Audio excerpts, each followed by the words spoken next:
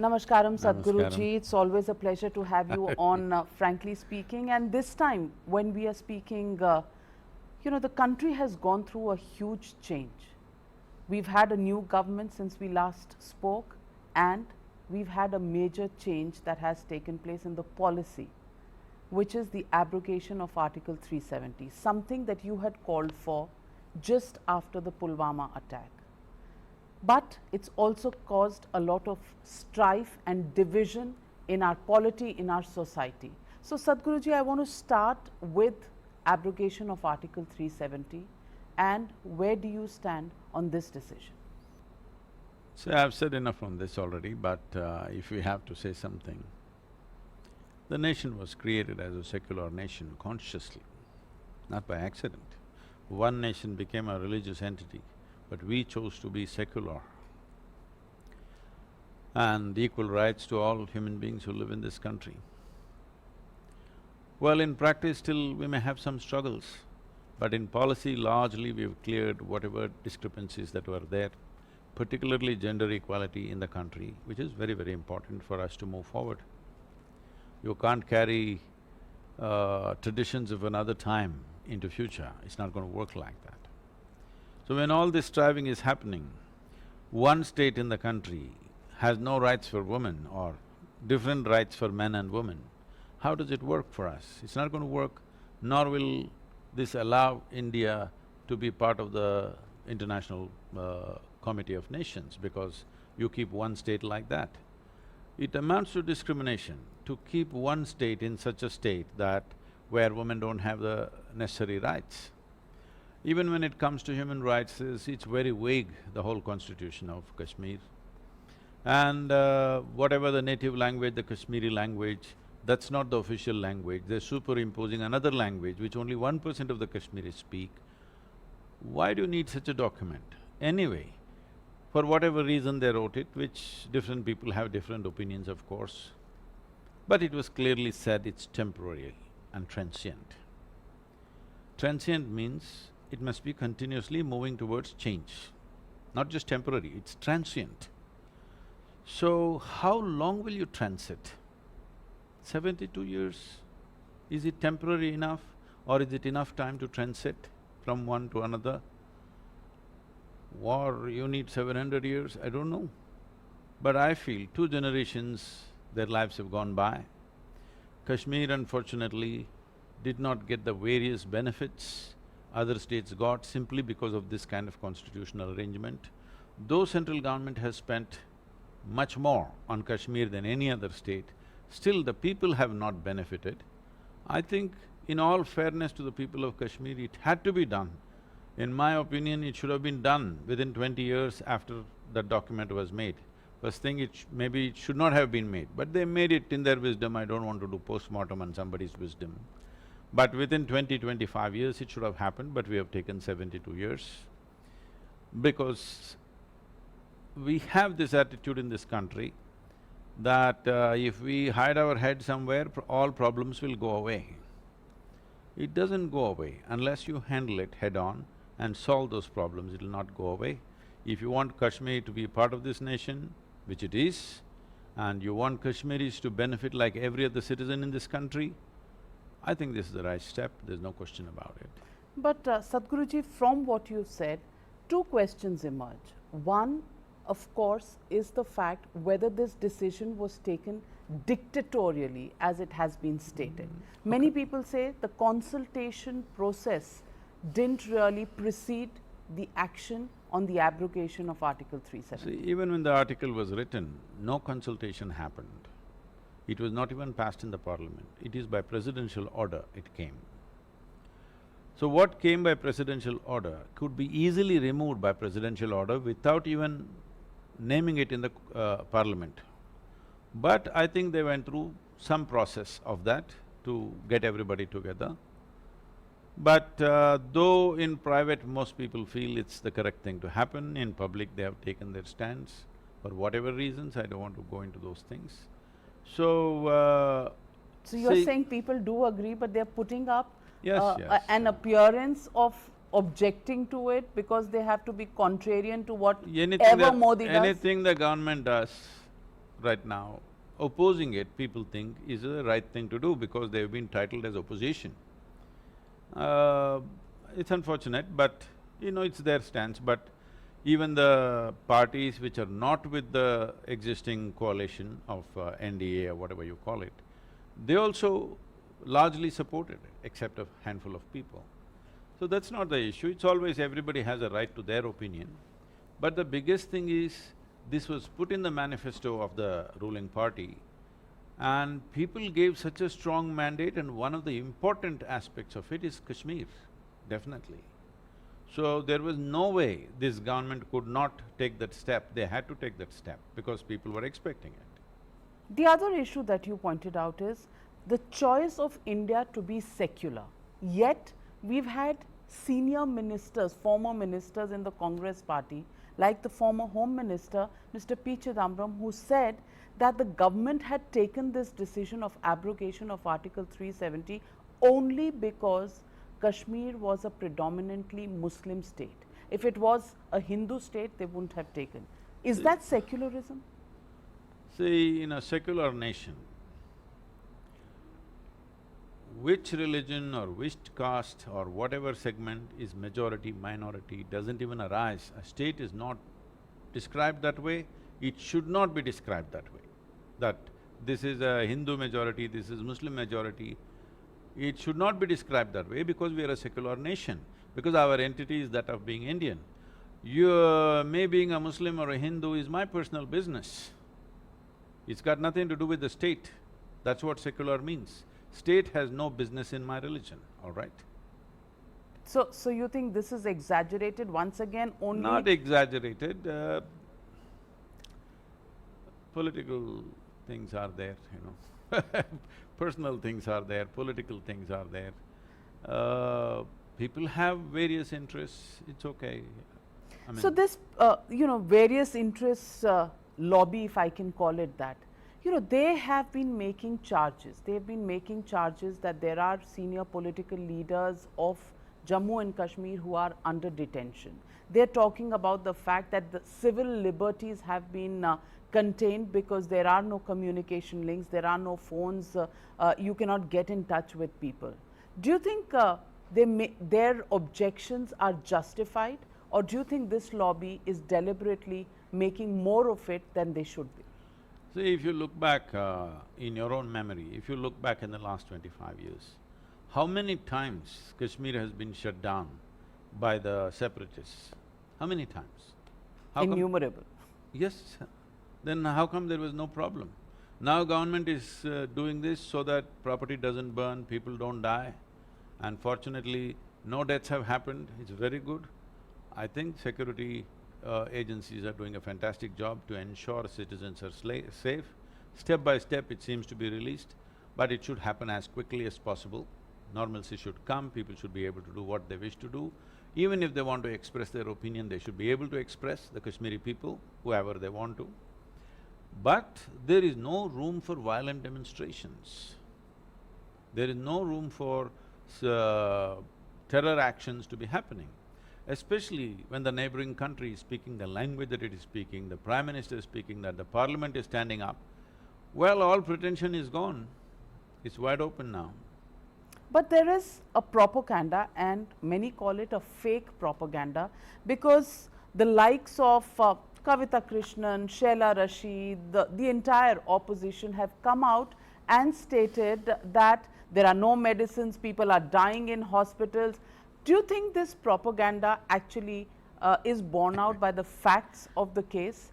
Have you kept in touch with what's really going on the ground? And what do you think is the basis of this kind of a propaganda?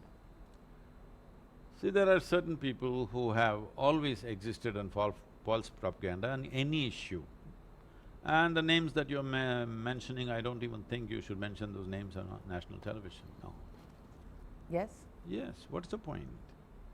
Because… But they claim they are the conscience keepers of the nation. If you're a conscience keeper, you can't gather 100 people behind you. What kind of conscience will you keep of this nation? I have, with all due respect to every human being, they have their right to opinion. But The truth should be assessed by what is happening. Is it a fact no major event has happened, deaths have not happened, terror attacks have not happened, everything has been contained, and normalcy is coming back step by step. Now children are beginning to go to school. You remember they burned down over 30 schools? Yeah, these conscience keepers Yes, they did not didn't say object to nothing. it. When you burn down a school, it means you have no intention that children should go back to school. Schools were closed down for a little while. Children are always happy when schools close down for a week, 10 days. It happened, and now slowly they're opening. People tell me more than 30 to 35% of the schools are open, which is normalcy, because if children are going out and coming back home safely, that is a good sign. Well, everything is not open because you know how people can use social media and other things to instigate certain type of action. See, it is a democratic country, it's a secular nation. If anybody in Kashmir or anywhere in the country, if they have an opinion, they must be able to express it in a certain way that is allowed within the law. You can't go back to Stone Age once again for everything. But Sadhguruji, I want to ask you, why have we become a country which is so polarized? There have been differences, there have been opposing ideologies in politics and in society. People have had varied opinions over the last several decades. It's always been there. In fact, that's what a democracy is all about. But why have things become just so sharp, so critical, and so intolerant? They blame, the lobby blames that it is the government that is intolerant, whereas they themselves, display a lot of intolerance that they bring to the table. See, the nation is not vitiated. Only the media screens are highly vitiated, because you get that kind of people on the screen. Otherwise, if you walk on the street, where is it divided, where is it polarized? People are moving around together, everything happening, same restaurants, all kinds of people are sitting, walking on the street. There is no any kind of clashes happening anywhere in the nation. This is being generated constantly by certain people. I think it's also the responsibility of the media that if people come on your television screen and say something absolutely baseless and absurd, you should keep them out. What is the point? Because I at least switch on the television to see what's the news. Okay, somebody can express a little bit of their opinion and their whatever perspective they have, but people can't just make up something and throw it at us. When it comes on the national television, most people believe it's true. So it's very important, if people don't have basic integrity of saying what the facts are, after that you can always express your opinion. But your opinion is the fact.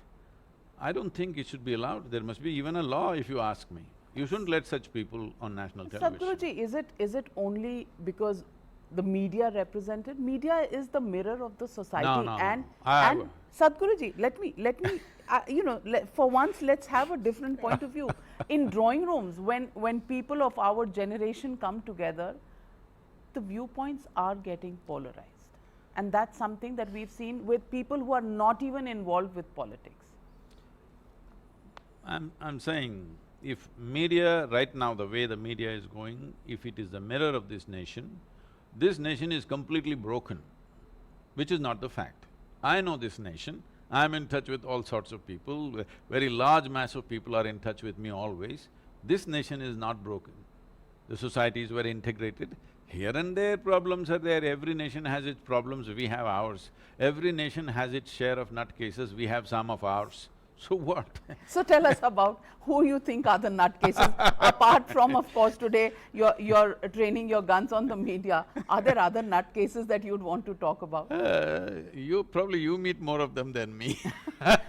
No, but our viewers would really want to look at it from your perspective on who Sadhguruji thinks are the nutcases who are… No, somebody suddenly says something, somebody declares, I will kill all the people of this community, that community. These are all nutcases only, because no community is thinking of that as far as I can see.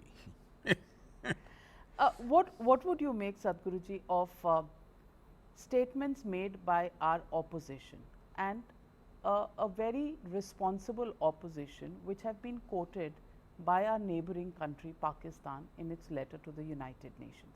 Do you think this is I something think that you should we take need to off the word introspect? responsible. Why are you wasting that word? So you think the opposition is No, just no, not if responsible? somebody says, somebody who represents the nation, that means somebody who's an elected member, when he or she directly speaks against the nation, how do you say it's responsible? How do you use that word? You should not use that word. All right, so when Rahul Gandhi says that people are dying in Kashmir and that specific word gets quoted by Pakistan in its letter to the United Nations. Probably he was mentioning about what happened in the last 25 years. But he was talking about post abrogation of Article 370. Then we must count the bodies. And now, If such a thing is genuinely happening, all of us are deeply concerned. so do you think these are irresponsible statements? I mean, if somebody dies, there must be a body, isn't it? What would be your advice to those who are opposing for the sake of opposing? See, they're not opposing anything. If politics becomes a livelihood, this is what happens, unfortunately. Everybody starts saying all kinds of things because it's a question of livelihood, it's a question of survival. If politics is about the nation, if politics is about making policies, we could talk a different language. When politics is about personal well-being, when politics is about livelihood, then this is the kind of stuff that comes out. Sadhguruji, moving on from Kashmir, do you think after addressing this… I'm waiting for you to go south. from north to south will be a distance that we will travel during the course of our frankly speaking. So I'm coming and I'm talking about something that is really all about this entire country, which is, do you think now it's time for the Uniform Civil Code as well? I think it's time for uniform everything. In this country, every citizen should have the same laws, same rights, irrespective of what they are, whatever they are, okay?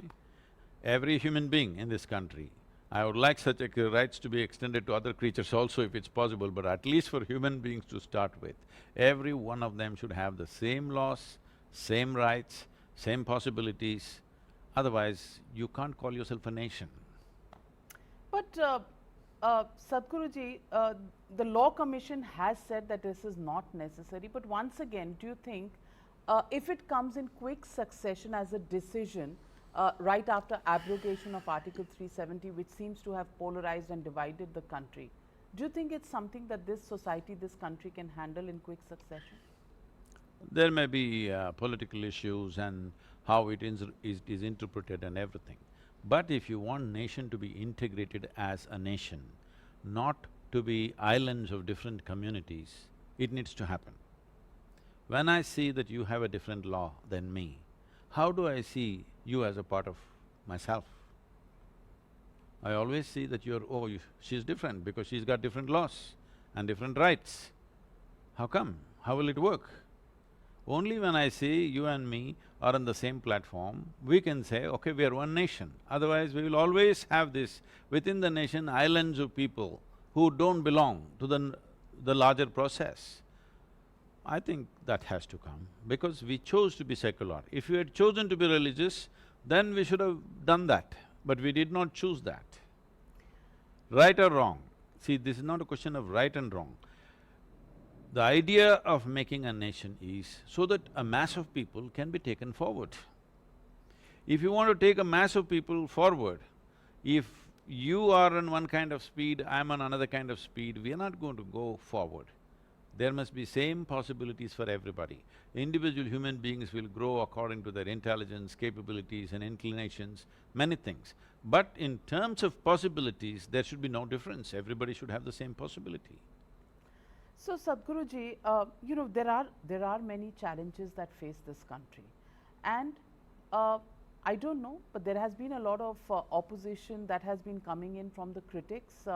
But the fact is that Prime Minister Narendra Modi started with something as basic as Swachh Bharat, and now he's taken this to Jal Shakti. you know, the challenges are growing, not just in our ethos, not just in the way we're looking at, you know, the country as it goes, political differences and, you know, differences of ideologies, but there are even coming out differences in the way we address challenges, and these challenges are national challenges.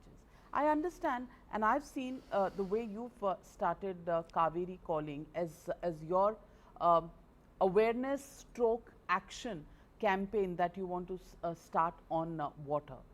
On this, I feel, do you think we are a country which is on the same page as far as the challenge of water is concerned? See, water is a much more serious challenge than most people understand. Their idea of water is, as long as little water is coming in their taps at home in the city, they think everything is okay. For example, right now the whole nation, everybody is talking about water crisis, water crisis. Why? Because of Chennai crisis, all right? And there is a threat, Bangalore will be the next city. But I want you to understand, last 25, 30 years, water crisis has been a serious issue in the rural India. Well, you saw the movies where the woman is carrying a big pot on her head and carrying water, and of course the hero came, sang songs, and she also sang, romance happened, all this stuff. That is because the actress is carrying an empty pot. But in the real world, the real woman is carrying a pot which is 15 to 20 kilograms on her head. If you see village woman carrying full water, you will see from neck up it'll be shaking like this out of simple physical stress, because 20 kilograms she's carrying on her head. So she's not going to sing, she's not going to romance, she just wants to take this pot full of water for her family. So, when the rural people are suffering, somewhere we think it's very romantic. Oh, they're so poor, but they're so peaceful. We should be ashamed to say this. Why are you not peaceful? And you think poverty is the basis of his peacefulness? So now that in the city people may have to carry a pot on their head, oh, there is crisis. Crisis has been unfolding. For last 40 years, particularly in the last 20-25 years, it's been serious crisis unfolding across the country, except in a few small regions, just about everywhere. What is the reason? The reason is just this. See, in the last… one misunderstanding is, see, people think river, lake, pond, well are sources of water. They are not the sources of water, they are the destinations of water. The only source of water you have in this nation is monsoon. Only 4% of river water is glacial water, rest 96% is just monsoon rain. So in last 100 years, if you see the patterns, we are still receiving about the same amount of water in the form of rain. Only thing is, because we have done a large-scale clearing of, tree cover, for example, in the Ganga Basin accounts for 25% of the nation's geography and 33% of India's agriculture. In this, we have removed 92% of the tree cover in 55 to 60 years. In Cauvery Basin, we have removed 87% in the last 40 years. What is our plan for the nation, I'm asking? So the rain is coming at the same level, but instead of percolating into the earth, into the aquifers and enriching the earth, it is just flowing on the surface. Right now, I'm sure many times you've reported, here there is a flood, there is a drought. All at the same time? Yes. But watch my words, wherever you have reported floods in the last month, many places, all right? Just mark all those places on the map. Wait for 4 months, all these places will have a drought. Because flood and drought are not two different problems. It's one problem. Rain came, instead of going this way, it went this way, this is a flood. If it went this way, that is recharging of all the water tables. But it is flowing on the surface. If it flows on the surface, within 3 to 4 months, you will have a drought. So these are not two different problems. Essentially, the problem is just this, there is not enough green cover or tree cover in the land. This is why Cauvery calling is a plan, which is an economic plan, because we have converted 69,760 farmers into agroforestry in Tamil Nadu. Their incomes have gone up from 300 to 800% in 5 to 7 years. I will repeat, 300 to 800%. You should, as a channel, you must come and interview the farmers, not me. You must see how their lives have changed, how the quality of their land has changed, how the water table has changed. We are still converting somewhere between 3 to 5,000 farmers every year, but if we grow at this pace, we will do this in 80 to 100 years' time. Cauvery calling is an attempt to crush this 100 years into 12 years. It's a 12-year project.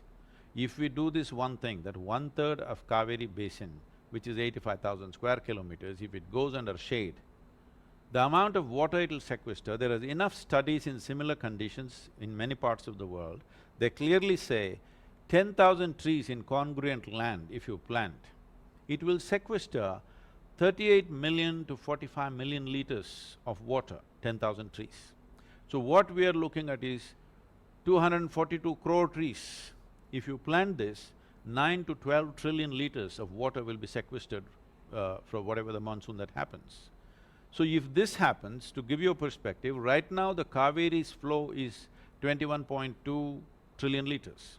If 12 trillion liters go into the soil, your wells will be full, your lakes will be full, your ponds will be full, your river will definitely rise, for sure.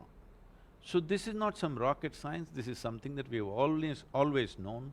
It is just that if you say 242 crores, people say, wow, is it possible? But sir, the problem is that in India, we don't have a national mission. Because as a country, we don't have consensus on these kind of issues. I thought we are the nation, we should have a mission. No, we may have, but people who are, our representatives, people who run the system. If there is a Karnataka which is BJP ruled, then Andhra which is ruled by another party will not agree. No. And then right there now, will be Tamil Nadu. Let me tell you, we've settled this issue.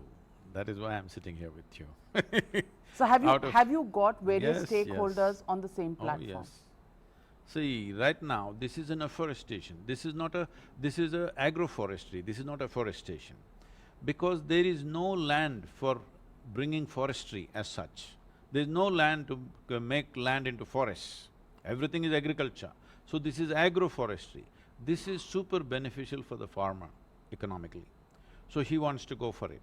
Only problem is, first 2 years, he will lose 15 to 20% of his income from the regular crops. Second 2 years, he will lose 25 to 30%. Fourth or fifth year, he may lose 50%.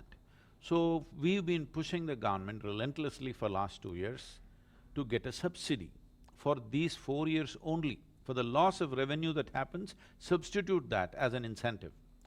Fortunately, both Tamil Nadu and Karnataka governments have agreed that 100% they told me… You said that. Tamil Nadu because it's right now close to the center, and Karnataka because now it is a BJP government. I don't think so. That's not the reason. That's not the reason. It's taken relentless work, and in the Karnataka we've had challenges because since the time we put these files up for the government, we've had 3 governments, all right? So I've met all the 3 chief ministers till now, but now it has been agreed. Even then they agreed, but they did not pass the necessary things because daily concentration was on MLAs going this way or that. Political circus was happening, they did not do it, or for whatever reason, they didn't feel it's urgent enough, maybe. Not really, but because they 100% received me well and they said definitely they will do it, but files moved 2-3 steps, but it did not go all the way. But now it's gone all the way. In the next 15 to 20 days, you will see both the states will announce because they told me, you can announce it to the media, Sadhguru, we will anyway do it. We just have to go through a few mechanics of reallocating the existing schemes. So what about Andhra, what about Telangana, what about Kerala? Kerala is having floods virtually every year. What about these states? We'll come to that. Right now we are focusing on Cauvery. Why Cauvery? There are many reasons. One thing is, of all the rivers in the country, southern rivers are easy to fix. One thing is because its soil is super rich. Right now it is depleted. 42% of Tamil Nadu soil has been declared as fallow. This is one of the most fertile lands in the planet, do you understand? They say Some of the studies say 1 teaspoonful of soil has anywhere between 10 to 50,000 species. 1 teaspoonful of soil, rich soil in Tamil Nadu, has more microbes than people on the planet. But today it's been declared fallow because in the last 25–30 years, just putting fertilizer, no manure of any kind, right now Tamil Nadu's organic content on an average is 0.68. United Nations says if you want to call soil as soil, it must have minimum 2%. In my experience of farming, unless it's 5 to 8%, we don't call it rich soil, but right now it's 0.68 in Tamil Nadu. This means it's on the verge of becoming sand. That's what it means. So this has happened because there is no organic content. Where will the organic content come from? It can only come from the leaves from the trees and the animal waste. Trees are gone, animals are going abroad, then how do you enrich the soil? With what? There's really nothing to put back into the soil. So soil is dying, this is the biggest concern. This is not a simple problem. In this nation where we have always seen soil as our mother, now soil is slowly dying. People are dying. Well, you know, over 300,000 farmers have committed suicide in the country in the last 15 years. 300,000 is not a small number. We've had 4 wars. In these 4 wars, on both the sides, this many people did not die. In Cauvery basin in the last 10 years, 47,600 farmers have committed suicide. What else are we waiting for? Do we want million people dead before we act? But then again, you know, the blame is once again on the government, that they haven't looked after their farmers, they haven't trained. Do you think this is a systemic problem that we've lived with? Do you think we need to do something completely different? See, let me tell you this. Suppose wherever your voting constituency is in Delhi, suppose your aunt stands for election. Most probably you will put your vote for her if you really love her. So every 5 years, you're electing somebody new who has absolutely no experience about anything. Only a handful of people know what to do, rest of the people just getting freshly elected, by the time they learn what to do, they're gone and another person comes. This is the way of the democracy, there's no point going on blaming this. Because there is no such… now you want to become a journalist, you went through some program, somebody wants to become a lawyer, they go through some program, a doctor goes through the program. There is no study as such about how to run a nation. They get elected on the basis of their personal popularity, all right, largely, most of them. They learn on the job. Do you want to go to a surgeon who learns on the job? Do you want to fly with a pilot who learns on the job? I'm asking you. So this is the system. On the one hand, you say that, you know, people who treat politics as their profession, livelihood, are going to do this. No. On the other hand, you know, you're saying that unless you're a professional… No, I did not say you must be a professional. All I'm saying is, you take to certain jobs because of a profound concern within yourself. That is, you don't want to live your life for your own personal livelihood, you want to do something larger. Otherwise, you don't stand up for those kind of jobs.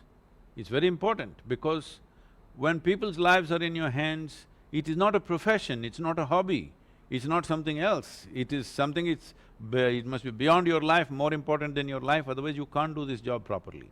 But now, we have come to a certain laxity of democracy, not just in this country, across the world, you understand? They're just getting up there and getting elected, all kinds of people.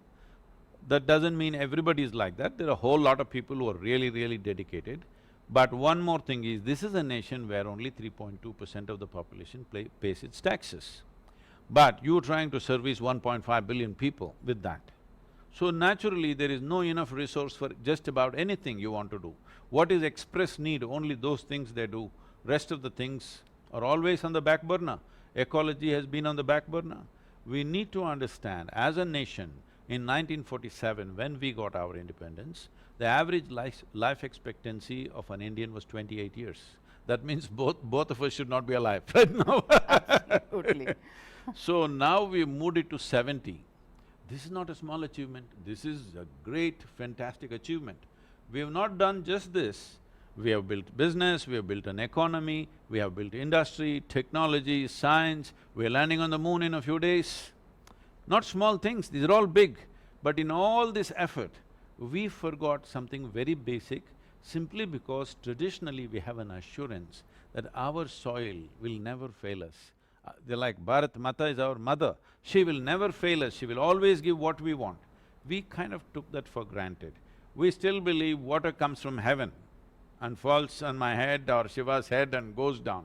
So these things need to kind of… And we've always remembered the song from an old Manoj Kumar film, Upkar it was called, which said, Meri desh ki dharti sona ugle, ugle heere moti. So, but it's not happening anymore. No. And the challenge is, Sadhguruji, and that's where I come in, ecology, and that's a challenge. On the other hand is the challenge of growth and as you said, feeding a 1.5 billion population. Growth has become such a huge challenge. Right now, we are in the middle of a huge division in our polity, again in our society, because we have different perspectives on growth and on the development of the economy. How do we balance these two? See, right now that is the important aspect. When we launched what is called as Decade of Action in United Nations, which I'm part of, I said I want to officiate the marriage of economy and ecology. And they took it up. And why Cauvery is also one of these reasons. When I explained to them, this is the plan of agroforestry, how it'll improve the economy of the farmer, the rural economy will buzz like anything with this, plus the ecologically this is the impact. They said, Sadhguru, this is a fantastic plan, this can be done. But the way our institutions work is that we need a demonstrable model. Somebody has to show a model. It's ridiculous, if nobody does it, how will you get a model? So I took this up now, because this is a humongous effort. Fortunately, the farmer, last 40 days, our 45 trucks have been running in rural spaces of Cauvery Basin. We have covered over 6,500 villages, a massive support from the thing is, we have LED screens which is demonstrating how agroforestry should be done, what are the benefits, how the benefits will come, what the farmer has to do, what it means to his lifestyle, everything is being put there. Massive support from the farmer, he is willing to change. The biggest hurdle was the government, will they give the subsidy? But both the governments have come through, they want to give the subsidy. Now the third piece is the people who claim they're responsible citizens in this country. Because now the challenge is, farmer is willing, government is willing to give subsidy, now we need 242 crore saplings, okay? This is a massive job, no department, no private agency, no business is equipped to raise this kind of mass volume of the species that we want. So right now we are in the process of wanting to set up about 350 nurseries along the Cauvery Basin. We have 32 right now, we want to go to 352. And above all, we are training the farmers to use sapling raising itself as a business. So if he raises, we have to buy back. So for this we need money, that's why the social crowdfunding is going on. When I announced… What about a national policy? Would you be in conversation with the central government? Yes, I'm part of this Mahatma Gandhi 150th anniversary. As a part of that, I said that the dearest thing to Bapu was rural life. Rural life, if it has to thrive, soil and water is vital. People think they're committing suicide just because of bank loan. No, that may be the last push. But the important thing is, if the soil was rich and there was abundant water, a farmer knows how to pull something out of the earth. Right now, the soil is not cooperating, there's not enough water, so naturally he is being pushed. You must see, we have shot various experiences of people who are living along the Cauvery bank, what is their experience, what's happened to their life, how prosperous they were 25 years ago, today what is their condition. If you look at it, tears will come to you because people have just shrunk like this, no food. It's really gone bad, it's not a small thing.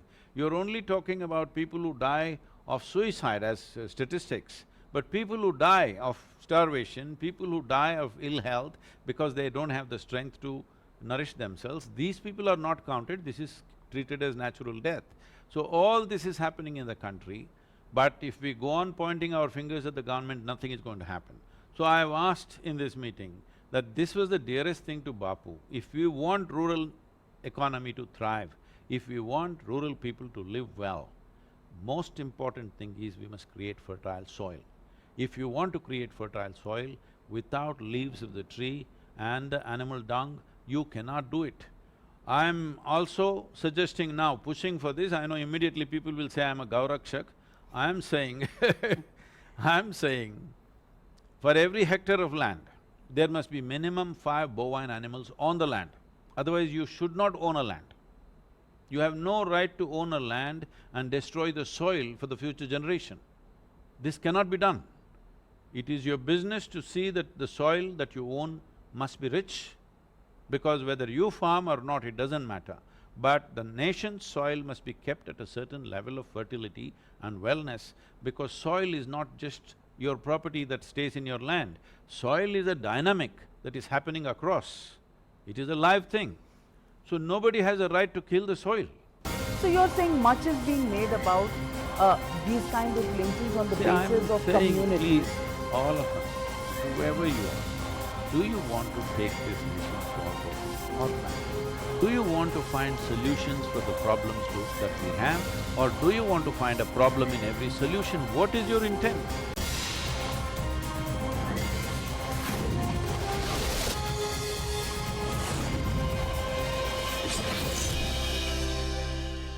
We are in the middle of a huge division in our polity, again in our society, because we have different perspectives on growth and on the development of the economy. How do we balance these two? See, right now that is the important aspect. When we launched what is called as Decade of Action in United Nations, which I'm part of, I said I want to officiate the marriage of economy and ecology, and they took it up. And why Cauvery is also one of these reasons. When I explained to them, this is the plan of agroforestry, how it'll improve the economy of the farmer, the rural economy will buzz like anything with this, plus the ecologically this is the impact. They said, Sadhguru, this is a fantastic plan, this can be done. But the way our institutions work is that we need a demonstrable model. Somebody has to show a model. It's ridiculous, if nobody does it, how will you get a model? So I took this up now, because this is a humongous effort. Fortunately, the farmer, last 40 days, our 45 trucks have been running in rural, spaces of Cauvery basin. We have covered over 6,500 villages, a massive support from the thing is, we have LED screens which is demonstrating how agroforestry should be done, what are the benefits, how the benefits will come, what the farmer has to do, what it means to his lifestyle, everything is being put there. Massive support from the farmer, he is willing to change. The biggest hurdle was the government, will they give the subsidy? But both the governments have come through, they want to give the subsidy. Now the third piece is the people who claim they're responsible citizens in this country. Because now the challenge is, farmer is willing, government is willing to give subsidy, now we need 242 crore saplings, okay? This is a massive job, no department, no private agency, no business is equipped to raise this kind of mass volume of the species that we want. So right now we are in the process of wanting to set up about 350 nurseries along the Cauvery basin. We have 32 right now, we want to go to 352. And above all, we are training the farmers to use sapling raising itself as a business. So if he raises, we have to buy back. So for this we need money, that's why the social crowdfunding is going on. When I announced… What about a national policy? Would you be in conversation with the central government? Yes, I'm part of this Mahatma Gandhi 150th anniversary. As a part of that, I said that the dearest thing to Bapu was rural life. Rural life, if it has to thrive, soil and water is vital. People think they're committing suicide just because of bank loan. No, that may be the last push, But the important thing is, if the soil was rich and there was abundant water, a farmer knows how to pull something out of the earth. Right now, the soil is not cooperating, there's not enough water, so naturally he is being pushed. You must see, we have shot various experiences of people who are living along the Cauvery bank. What is their experience, what's happened to their life, how prosperous they were 25 years ago, today what is their condition. If you look at it, tears will come to you because people have just shrunk like this, no food. It's really gone bad, it's not a small thing. You're only talking about people who die of suicide as statistics, but people who die of starvation, people who die of ill health because they don't have the strength to nourish themselves, these people are not counted, this is treated as natural death. So all this is happening in the country, but if we go on pointing our fingers at the government, nothing is going to happen. So I have asked in this meeting that this was the dearest thing to Bapu. If we want rural economy to thrive, if we want rural people to live well, most important thing is we must create fertile soil. If you want to create fertile soil without leaves of the tree and the animal dung, you cannot do it. I'm also suggesting now, pushing for this, I know immediately people will say I'm a Gaurakshak. I'm saying I'm saying, for every hectare of land, there must be minimum 5 bovine animals on the land. Otherwise, you should not own a land. You have no right to own a land and destroy the soil for the future generation. This cannot be done. It is your business to see that the soil that you own must be rich, because whether you farm or not, it doesn't matter. But the nation's soil must be kept at a certain level of fertility and wellness, because soil is not just your property that stays in your land. Soil is a dynamic that is happening across. It is a live thing. So nobody has a right to kill the soil. So you're saying much is being made about these kind of lynchings on the basis of community. Please, all of us, whoever you are, do you want to take this mission forward or not? Do you want to find solutions for the problems that we have, or do you want to find a problem in every solution? What is your intent?